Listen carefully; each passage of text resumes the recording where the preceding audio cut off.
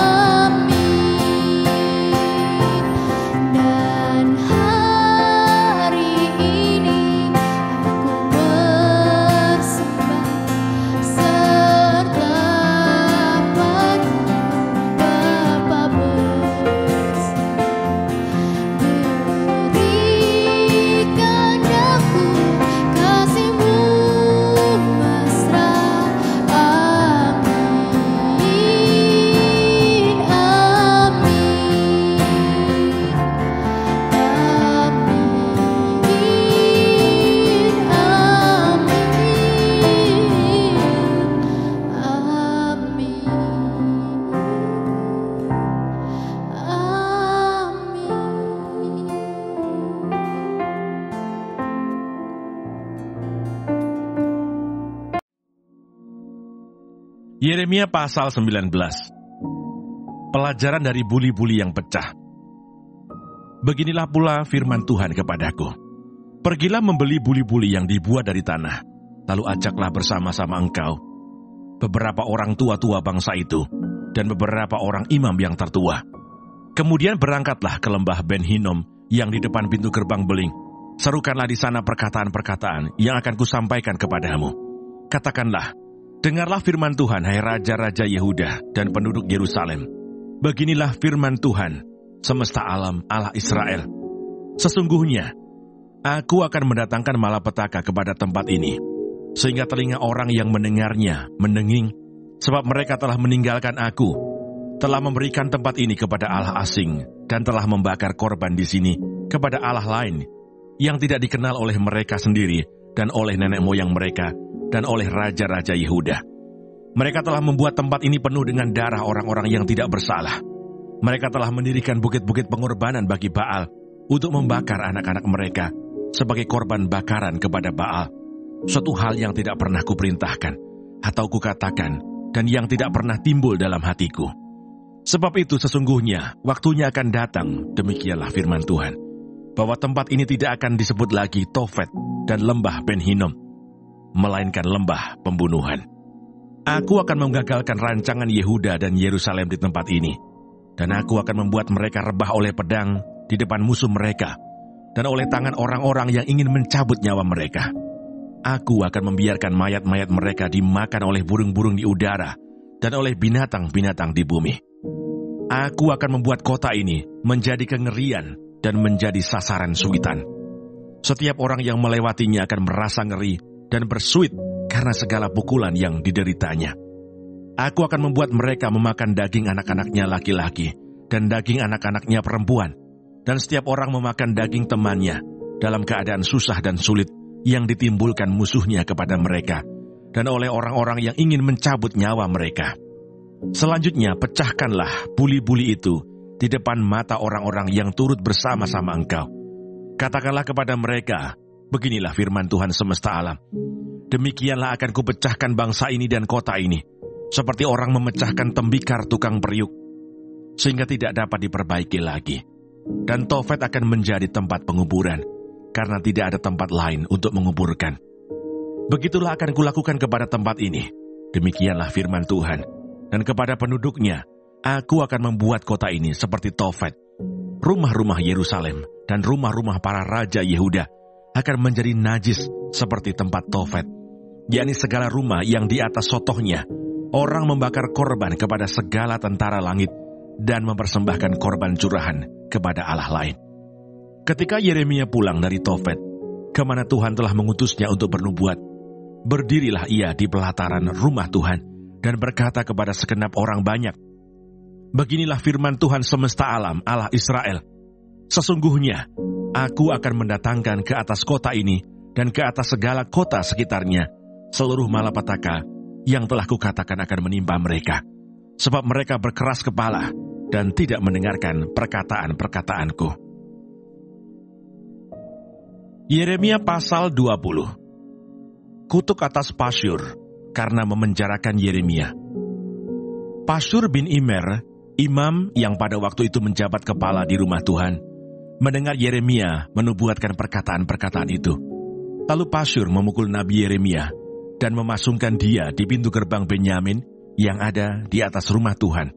Tetapi ketika Pasyur keesokan harinya mengeluarkan Yeremia dari pasungan itu, berkatalah Yeremia kepadanya, Tuhan akan menyebut namamu bukan Pasyur, melainkan kegentaran dari segala jurusan.